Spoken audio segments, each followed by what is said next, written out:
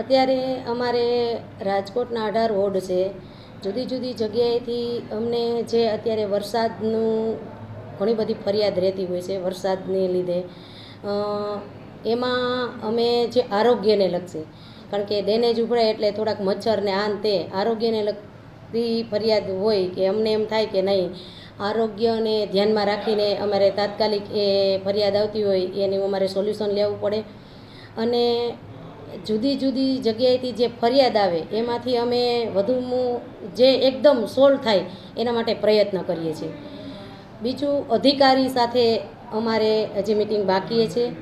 બધા અધિકારી પાસેથી અમે આંકડો લઈએ છીએ કે ઓનલાઈન કેટલી ફરિયાદ છે, કેટલી નિકાલ કરી અને કેટલી પેન્ડિંગ પડી છે અને શેના માટે પેન્ડિંગ પડી છે, એ બધા આંકડા અમારે અધિકારી પાસેથી લેવાના છે.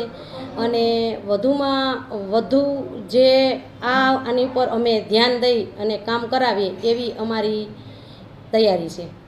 દરેક વોર્ડમાં અંદાજે કેટલાક માણસો કામ કરે છે એનો આંકડો હજી અમારી પાસે આંકડો આવ્યો નથી. હજી અમારે અધિકારી સાથે 18 વોર્ડના ડેપ્યુટી સાથે અમારે મિટિંગ બાકી છે કે કયા વોર્ડમાં કેટલો સ્ટાફ છે.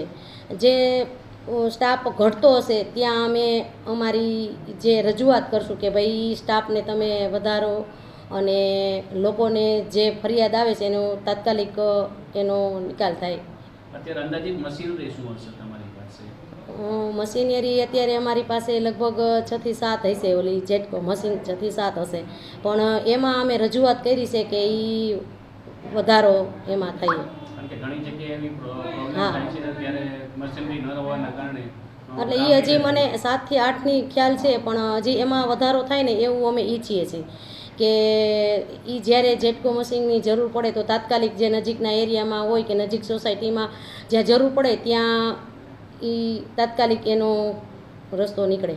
અંદાજિત તમે કેટલા સમયમાં મીટિંગ કરશો અધિકારીઓ સાથે? બસ હવે એ 2-3 દિવસમાં. કાલે શનિ રવિ છે એટલે લગભગ સોમ-મંગળમાં અમે મીટિંગ કરવાના છીએ. બની શકે તો 24 કલાકમાં ફરિયાદ સોલ્વ થાય એવા પ્રયત્નો તમે કરશો? 100%.